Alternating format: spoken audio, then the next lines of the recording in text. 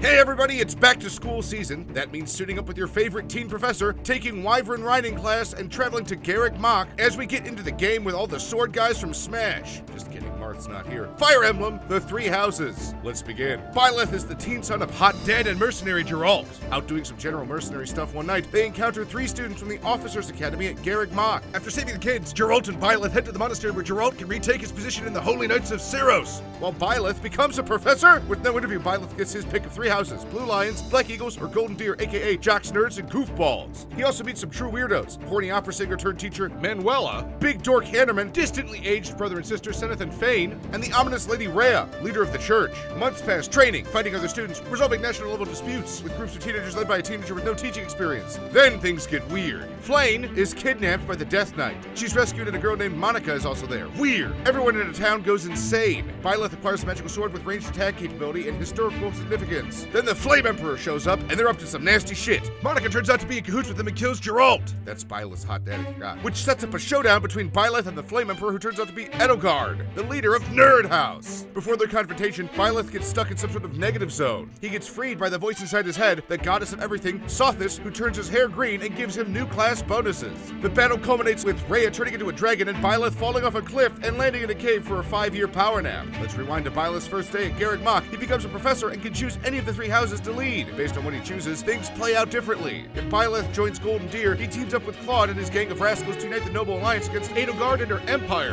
After some battles, he learns there's another power at play: the Surely Chill, those who slither below ground. Great brand. Tuttle Snakes rule. Byleth and Co defeat them, but awaken Nemesis, the original owner of Byleth's cool sword. Rhea turns into a dragon again and dies. The gang takes down Nemesis, unites the kingdoms, brings about a new era of peace, and even opens up relations with Fodlan's rival nation, Almyra. Claude and Byleth rule together and things are great. Another rewind. Byleth mentors the Blue Lions house, led by Dimitri, heir to the kingdom of Fargus, whose whole family was murdered in an uprising. After Edelgard's rebellion, Fargus is thrown into chaos and taken over by the villainous Cornelia. There's more! Dimitri was childhood friends with Edelgard and takes her betrayal badly, becoming a revolutionary psycho. He tries killing everyone to avenge everything he's lost. Unsurprisingly, he has an eye patch now. Dimitri and Byleth reunite the Blue Lions. They start fighting the Empire, but Dimitri stays crazy until his friend Rodrigue dies, saving Dimitri's life from a young baby with a good reason to kill him. Re-inspired, Dimitri and Byleth take back Fargus and kill Cornelia. They also learn that Cornelia worked with the Empire and Dimitri's stepmom to kill his family. Yikes. Revenge time! The gang heads out to take out Edelgard. And it works. She dies. They save Rhea. Dimitri is king. Apparently in this timeline, the underground dudes don't matter. Everyone seems happy. Rewind again. Byleth joins Edelgard to lead the Black Eagle house. Everything goes basically the same, except Edelgard be skeevin'. Byleth is met with another turning point, a fork stuck in the road.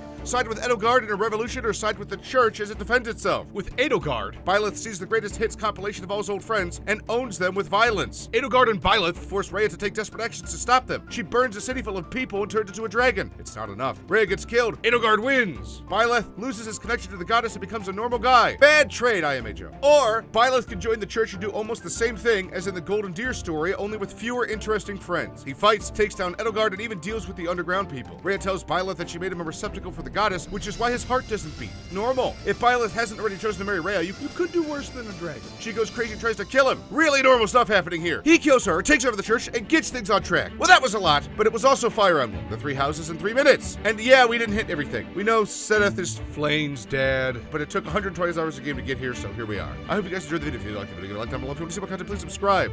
I'm sure I got all the names wrong. It's very important to get the names right with these fictional characters, you know.